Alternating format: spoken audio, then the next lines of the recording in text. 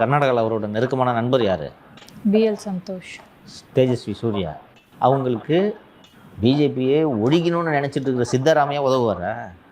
ஆர்எஸ்எஸ்க்கு ஒரு கூட்டம் நடத்த அனுமதி தர மாட்டேன்னு சொல்கிற மல்லிகார்ஜுன கார்கேவோட மகன் பிரியங்க் கார்கே உதவுவாரா?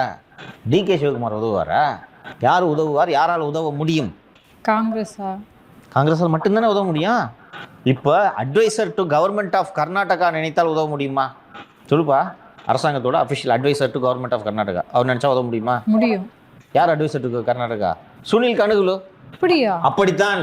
சுனில் கனகுலுவின் சிறப்பம்சத்தை சொல்கிறேன். எடியூரப்பா முதலமைச்சராக இருக்கும்போதும் அவர் adviser to government of Karnataka. Siddaramaiah முதல்வர் அமைச்சராக இருக்கும்போதும் அவர் adviser to government of Karnataka. 20 லட்ச ரூபா இல்லாமல் தானேப்பா பிரதமர் வேலைவாய்ப்பு திட்டத்தில் கடன் வாங்குறேன்னா நீ தானேப்பா சொன்ன, நான் சொல்லப்பா. வாட்ச் வாங்க கூட காசு இல்லை, என் ஃப்ரெண்டு சேரலாத வாங்கி கொடுத்த வாட்ச் இம்போர்ட்டடு, நீ தானே சொன்ன. சோத்துக்கே வழியில் ஃப்ரெண்ட்ஸ் உதவி செய்கிறாங்க, நீங்கள் தானே சார் சொன்னீங்க. சார் எவ்வளோ பெரிய ப்ராஜெக்ட்ஸ் என்ன சார் 3000 கோடி ப்ராஜெக்ட் பண்ணுறீங்க சாதாரணமாக. 65 ஏக்கரில் ஃபஸ்ட்டு அந்த 65 ஏக்கரை லே அவுட்டாக போட்டு சாலையை பிரித்து பாதாள சாக்கடைக்கு எல்லா இணைப்புகளை அனுமதி வாங்கி காமன் ஸ்பேஸை லோக்கல் பஞ்சாயத்துக்கு டொனேஷன் கொடுத்து அது பதிவாகி சுற்றுச்சூழல் அனுமதி, இந்த அனுமதி, அந்த அனுமதிலாம் வாங்குறதுக்கு 1.5 வருஷம் ஆகிடும்.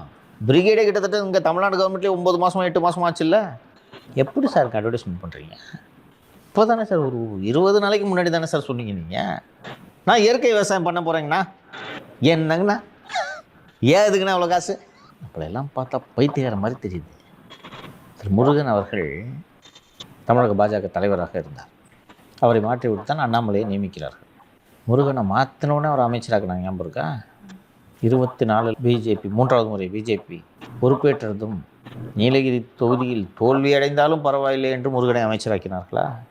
ஏன் அண்ணாமலைக்கு எந்த பதவியும் கொடுக்காமல் போய் கோவாவில் நீச்சல் அடிச்சுன்னு கட்டணி எதுக்கு விட்டுட்டு இருக்காங்க தெரியுதா? இந்த எல்எம் 14 எல்லா விவரங்களும் அவர்களுக்கு தெரியும். இந்த ஸ்கீமு முழுக்க மணி லாண்ட்ரிங் ஸ்கீம். எங்கேருந்து போய் நீங்கள் இவ்வளோ இதெல்லாம் வாங்குவீங்க?